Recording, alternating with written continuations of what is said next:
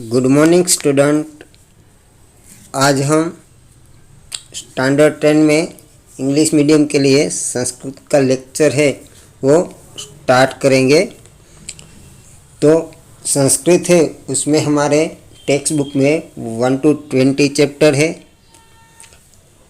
आज हम chapter number 1 है उसके बारे में बात करेंगे, जिसका नाम है सम गच्छध्वम्। उसमें 5 श्लोक है। यहाँ पर हम श्लोक नंबर 1 और श्लोक नंबर 2 वो देखेंगे। ये पूरा चैप्टर है वो 4 मार्क्स का है, जो बोर्ड के एग्ज़ाम में इसमें से 4 मार्क में पूछा जाता है। इसमें ज़्यादातर 4 मार्क्स में कंप्लीट द वर्सेस के श्लोक है 2, और संस्कृत और इंग्लिश के क्वेश्चन आंसर है वो भी पूछे जाते हैं। तो चलो हम चैप्टर में आगे बढ़ते हैं। तो यहाँ पर मैंने आपको इंट्रोडक्शन दिया है, तो देखते हैं कि ये चैप्टर है सम वदध्वम्। सम यानी साथ में, वदध्वम् वद यानी विद धातु से बना है, जिसका अर्थ होता है बोलना। हमारा जो संस्कृत साहित्य है उसमें जो व्याकरण है वो आज से 2200 साल पहले पाणिनि ऋषिमुनि है उसने रचा था, जिसमें उन्होंने 1970 धातु ये है वो दिए थे। अब धातु किसे कहते हैं कि जो भी हम क्रिया करते हैं उसको धातु कहते हैं। तो यहाँ पर जो विद धातु है उसमें से वद शब्द है वो बना गया है। तो विद धातु इसका अर्थ होता है बोलना, तो यहाँ भी वदध्वम् यानी बोलना। तो पूरा टाइटल है उसका अर्थ होता है साथ में बोलना। कैसे? तो कि हमारा जो साहित्य है वो वेदों से भरा हुआ है, यानी वेद है वो भारतीय ज्ञान और धर्म परंपरा के आदि स्तोत्र है। यहाँ पर हमें 4 वेद है वो होते हैं, यानी ऋग्वेद, यजुर्वेद, सामवेद और अथर्ववेद। ये चारों वेद है वो पद्यात्मक है, यानी गाए जा सकते हैं। अब वेदों के इस पद्य को मंत्र के नाम से भी जाना जाता है। ऐसे मंत्र अनेक प्रकार के होते हैं जिसमें स्तुतियाँ होती है। स्तुति मीन्स के हम जो प्रार्थना करते हैं वो, तो ऐसी स्तुति के माध्यम से मनुष्य को उपदेश भी दिया जाता है। अब यहाँ पर हमारे चैप्टर में 3 वेद के बारे में बताया गया है, यानी देखते हैं कि we have the tradition of having an invocation at the beginning of any work. यानी कि हम जो कोई भी कार्य की शुरुआत करते हैं, हम देखते हैं कि हम अपने घरों में या कोई भी प्रसंग होता है तो हम देखते हैं कि कोई भी अच्छा कार्य करना होता है तो हम पहले जो गणेश जी है उसको स्तुति करते हैं, उसको प्रार्थना करते हैं।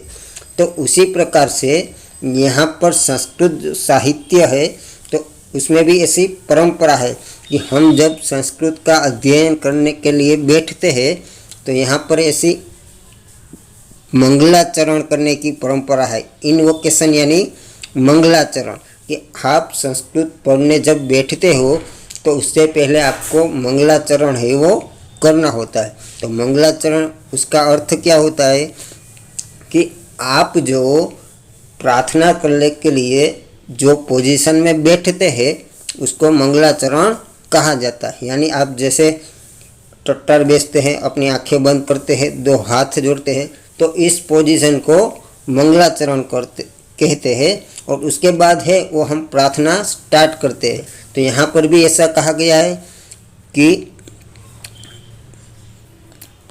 Following the same tradition let us being our learning of Sanskrit with this mantra and श्लोक।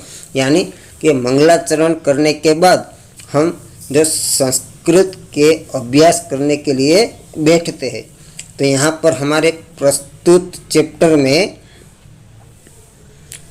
ऋग्वेद, यजुर्वेद और अथर्ववेद के 3 मंत्र दिए गए हैं। तो देखते हैं हम। The mantra of Rigveda selected in the lesson preaches about social behaviour, यानी जो पहला मंत्र है वो ऋग्वेद में से लिया गया है। उसमें जो सामाजिक व्यवहार है उसके बारे में बात की गई है। Second mantra selected from Yajurveda is a prayer for removing evil advices, यानी कि जो सेकेंड मंत्र है वो यजुर्वेद में से लिया गया है, जहाँ पर जो सूर्य देवता है उसको प्रार्थना की गई है कि हमारे जो सभी दुर्गुण हो, यानी जो बैड थिंकिंग हो, वो उसको तुम दूर कर दो। और वेयर एज इन थर्ड मंत्र of Atharvaveda an advice is given which should be a model of family life, यानी थर्ड मंत्र है वो यजुर्वेद में से लिया गया है, जिसमें जो परिवार होता है तो परिवार का जो आदर्श व्यक्ति यानी जो पुत्र होता है वो कैसा होना चाहिए, इसके बारे में बताया गया है। The last 2 versus reveal the good wishes for the welfare of entire society and country, यानी लास्ट 2 जो श्लोक है वो समग्र समाज और देश के हित और कल्याण के लिए ऐसी भावना है वो प्रकट की गई है। तो चलो हम जो श्लोक नंबर 1 है ऋग्वेद में से लिया गया है उसके बारे में बात करते हैं। तो चलो यहाँ पर देखें।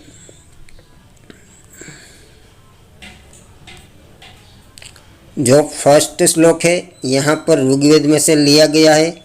तो इसमें क्या कहा है देखते हैं कि सम गच्छध्वम यानी साथ में चलना, सम वदेध्वम यानी साथ में बोलना, सम वो मनांसी यानी सबका मन है वो जानता यानी सही रखना, यानी कहने का मतलब क्या है कि सब साथ में चलो, सब साथ में बोलो और सबके मन है वो एक समान रखो। तो देखो, may you move in harmony, speak together in one voice, यानी एक ही साथ आप बोलो। Let's your mind be all of one accord, यानी सबके मन है वो एक समान रखो।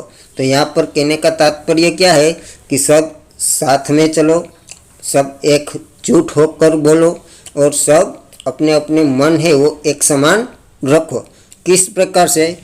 तो कि यहाँ पर देखो दिया गया है कि देवाभागम यथा पूर्वे समजानाना उपासते, यानी कहने का मतलब क्या है कि यथा पूर्वे यानी जैसे प्राचीन, देवा यानी देवता, भागम यानी अपने भाग का, अपने हिस्से का। आप सबको पता है कि जब हवन होता है तो उसमें जो ब्राह्मण है वो अग्नि दे यानी जो कुंड होता है, अग्नि का कुंड होता है, जो हवन होता है उसमें अलग अलग प्रकार की जो आहुति है वो अर्पण करते हैं। यानी जो देवता है उसका नाम लेके जो आहुति अर्पण की जाती है तो वही देवता है उस भाग का स्वीकार करते हैं। तो यहाँ पर क्या कहा गया है कि जैसे प्राचीन देवता भागम यानी अपने भाग का, अपने हिस्से का, समजानानाम यानी अच्छी तरीके से यानी प्रेम से, उपासते यानी स्वीकार करते हैं। यानी जैसे प्राचीन देवता है वो अपने भाग का या अपने हिस्से का प्रेम से स्वीकार करते हैं, उसी प्रकार आप भी अपने हिस्से में जो आया है उसका प्रेम से स्वीकार करके एक साथ चलो, एक साथ बोलो और सबके मन है वो एक समान रखो। तो यहाँ पर देखो सेकंड लाइन में, just as the ancient gods share their portion of sacrifice, यानी जैसे प्राचीन देवी देवता है वो अपने हिस्से का यानी अपने भाग का जैसे प्रेम से स्वीकार करते हैं, उसी प्रकार आप भी अपने हिस्से में जो आता है उसका प्रेम से स्वीकार करके एक साथ चलो, एक साथ बोलो और आप सबके मन है वो एक समान रखो। तो ये पहला जो श्लोक है, मंत्र है, वो ऋग्वेद में से लिया गया है। अब यहाँ पर जो ये मंत्र है, तो ये मंत्र में जो सामाजिक व्यवहार है उसके बारे में बताया है कि जो समाज है पूरा, तो पूरे समाज में एकजुट होकर रहना है, सबको एक साथ चलना है, सबको एक साथ बोलना है और सभी के मन है वो एक समान रखने हैं। यानी हर एक मनुष्य को अपना जो कर्तव्य है वो अच्छे से पालन करना है, यानी सब एक साथ होकर सबको रहना है। तो किस प्रकार से रहना है वो यहाँ पर सेकेंड लाइन में दिया गया है कि जैसे प्राचीन देवी देवता है वो जब अपने अपने हिस्से का यानी अपने भाग का जैसे प्रेम से स्वीकार करते हैं, उसी प्रकार हर एक मनुष्य को भी अपने हिस्से में जो भी आता है उसका प्रेम से स्वीकार करना है और सभी को वो स्वीकार करने के बाद एक साथ में चलना है, एक साथ में बोलना है और सभी का मन है वो एक समान रखना है। यानी हर एक मनुष्य है, तो यहाँ पर जो सामाजिक व्यवहार का उपदेश दिया गया है, इसलिए हर एक मनुष्य है उसको एक साथ में रहकर एकजुट होकर सभी कार्य है वो करने हैं। इससे जो हमारी जो भावना है वसुधैव कुटुंब की वो यहाँ पर बताई गई है। यानी may you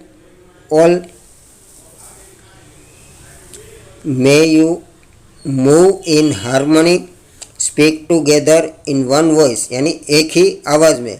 let your minds be all of one accord, यानी सभी है वो अपने मन है वो एक समान रखो। Just as the ancient gods, यानी जैसे प्राचीन देवता shared their portion of sacrifice, यानी उसके हिस्से का वो प्रेम से स्वीकार करते हैं, उसी प्रकार सभी मनुष्य को भी प्रेम से स्वीकार करना है। तो यहाँ से ऋग्वेद में से श्लोक नंबर 1 है वो लिया गया था। अब ये जो श्लोक है वो आपको बोर्ड की एग्ज़ाम में कंप्लीट द वर्सेस में 2 मार्क्स में पूछा जाता है। तो ये श्लोक है वो आपको बाय हार्ट है वो अच्छे से तैयार करना है, क्योंकि हर बार है ये श्लोक है बोर्ड के एग्ज़ाम में पूछा जाता है। इसलिए आपकी एक्सरसाइज में ऐसे 2 श्लोक दिए गए हैं, उसमें से एक श्लोक ये है। तो यहाँ पर ये फर्स्ट श्लोक पूरा होता है, उसके बाद हम श्लोक नंबर 2 की ओर आगे बढ़ते हैं, जो यजुर्वेद है उसमें से लिया गया है। तो चलो देखते हैं कि श्लोक में क्या है। तो कि यहाँ पर जो श्लोक है उसमें सूर्य देवता को प्रार्थना की गई है। क्या की गई है प्रार्थना, चलो देखते हैं कि विश्वानी यानी सब, देव सवितर यानी सूर्य देवता, विश्वानी यानी सब, देव सवितर यानी सूर्य देवता, दुरितानी यानी दुर्गुण, जो खराब लक्षण होते हैं उसको दुर्गुण कहते हैं। यानी हे सूर्य देवता हमारे सब दुर्गुण पराशु यानी दूर कर दो। यहाँ पर सूर्य देवता को क्या प्रार्थना की गई है कि हे सूर्य देवता हमारे सभी दुर्गुण है उसको पराशु यानी दूर कर दो।